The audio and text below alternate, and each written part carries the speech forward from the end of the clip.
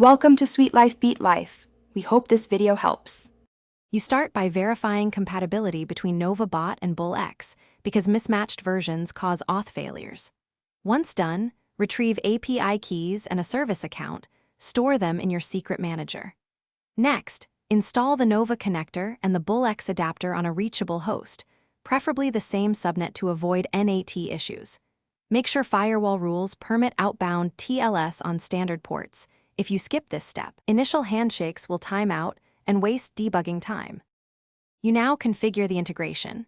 Add Bullx credentials into Nova's integration console because the connector needs token-based auth to post events.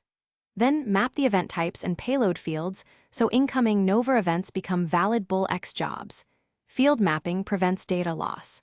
Enable webhooks on Bullx and point them to Nova's connector endpoint.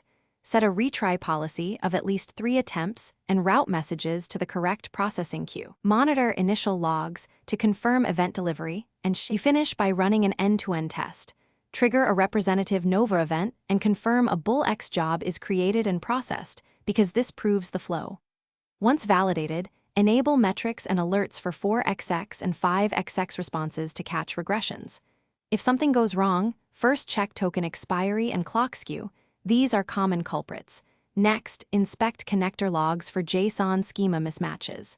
If needed, disable the connector, purge test queues, reapply corrected keys, and rerun the test to confirm recovery.